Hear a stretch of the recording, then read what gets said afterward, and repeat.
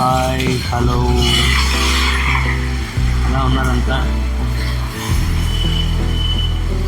So ఈరోజు day 3 tiffin తినాలి first, తర్వాత ఎక్కడికి వెళ్ళాలి ఏం చేయాలి అనేది డిసైడ్ అవుతా. సో ఇప్పటిదాకైతే ఏం ప్లాన్స్ లేవు.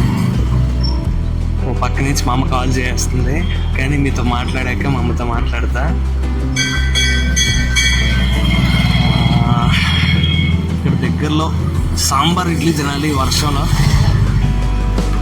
సాంబార్ ఇడ్లీ లేకపోతే పూరి తిని సమ్మగా ఒక ఛాయ్ తాగి అప్పుడు ఎలా వెళ్ళాలి ఎక్కడికి వెళ్ళాలి అనేది ప్లాన్ చేస్తాం. వారాహి దేవి టెంపుల్కి వెళ్తున్నా. ఇక్కడ మ్యాప్స్లో చూస్తే దగ్గరగా చాలా ఉన్నాయి. సో అవన్నీ ఫస్ట్ కవర్ చేద్దామని చూస్తున్నాయి ఈరోజు. వారాహి దేవి టెంపుల్ नहीं मेरे को फोटो आ रहा है आगे से राइट 4 करके बाद। ठीक है, वीडियो में आएगा ना? हाँ तो मेरा यूट्यूब चैनल है। అది అవ్వదమ్మా ఛానల్ నేమ్ నవీన్ వెంకీ. जय माता के दर्शन के लिए। कितने टाइम में बंद होता है? 9:40 को कल हो जाएगा। अच्छा, ये राइट में है? आगे जाके राइट వారాహి దేవి. సో కాశీలో ఏదో స్కాము, మ్యాక్స్ డబ్బులు ఎవరు ఊరికే తీసుకోరు, ప్రసాదం పట్టుకెళ్ళండి నేనే.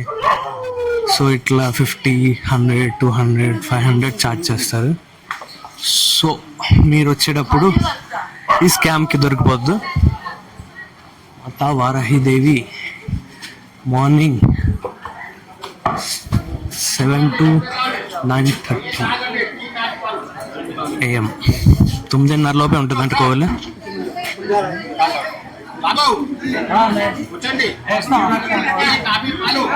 సో ఇది టెంపుల్. అమ్మవారి దర్శనం డిఫరెంట్ ఉంది. సో దగ్గర దాకా వెళ్ళడానికి ఛాన్స్ లేదు. సో కిందన ఉంటుంది అమ్మవారు, మనం పైనుంచి చూడాలి. వారాహిదేవి టెంపుల్ దశాశ్వమేధం ఘాట్కి వచ్చాం.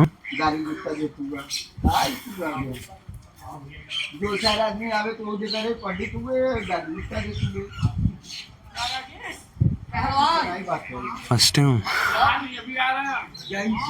డ్రోన్ ఉంటే బాగున్నాం, వీడియో తీసేవాడిని అని అనిపిస్తుంది.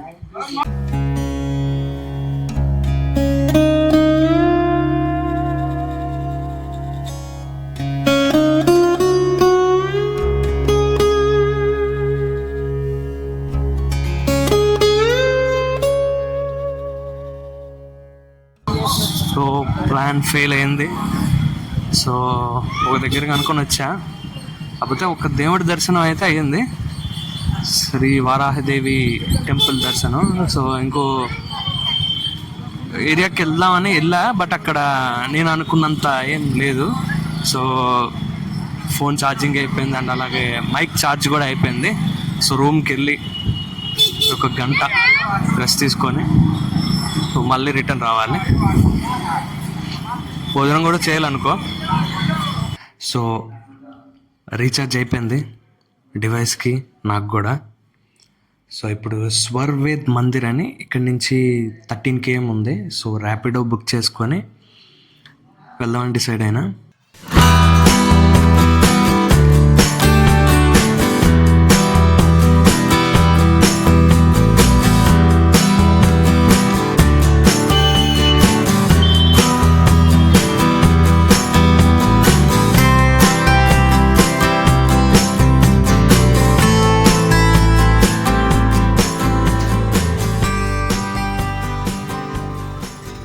కార్లో వర్షం వల్ల వెళ్ళకపోయా, క్యాన్సిల్ చేశా. మళ్ళీ ఆటో బుక్ చేశాను. ఎంత కష్టమైన లొకేషన్ విజిట్ చేసే తిరిగి వద్దామని ఫిక్స్ అయ్యా.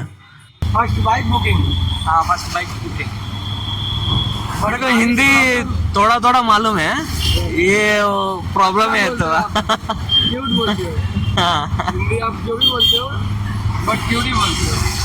थैंक यू वो ज़्यादा होते हैं मैं उतना बड़ा रिच नहीं है.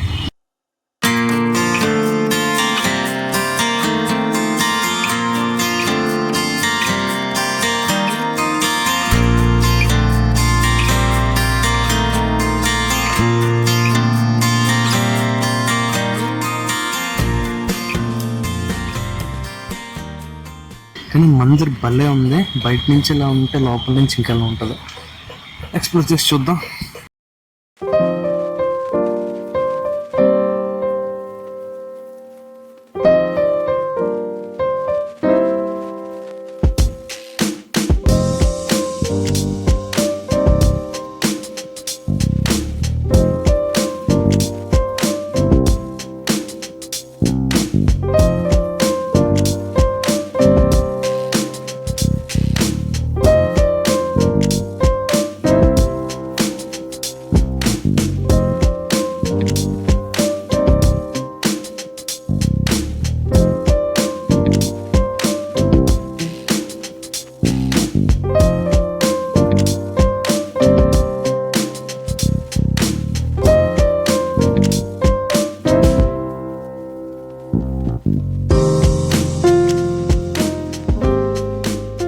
పెద్దగా చూడడానికి ఏం లేదు, బట్ బయట నుంచి మందిరం అయితే భలే ఉంది. సో ఇంకా తిరగడానికి ప్లేసెస్ ఉండే ఉంటుంది, బట్ వర్షం ఎక్కువ పడడం వల్ల తిరిగే ఛాన్స్ ఎక్కువ లేదు. ఎందుకంటే మందిరం ముందు చాలా స్పేస్ ఉంది, సో అక్కడ ఫొటోస్ గట్రా దిగచ్చు. బట్ నేను రావడం లేట్ అయింది అండ్ అలాగే బయట ఫుల్ వర్షం కాబట్టి ఛాన్స్ లేదు.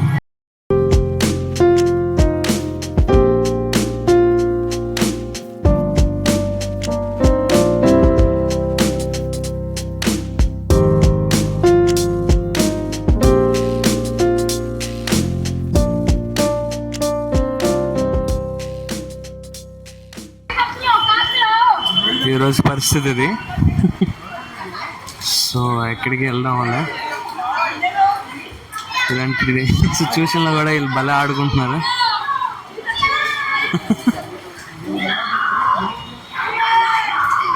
Back to childhood memories. So కింద మీద పడి అలా ఒకలాగా రూమ్కి వెళ్ళాలి. రూమ్కి వెళ్ళి అన్నీ సెట్ చేసుకొని చూడాలి.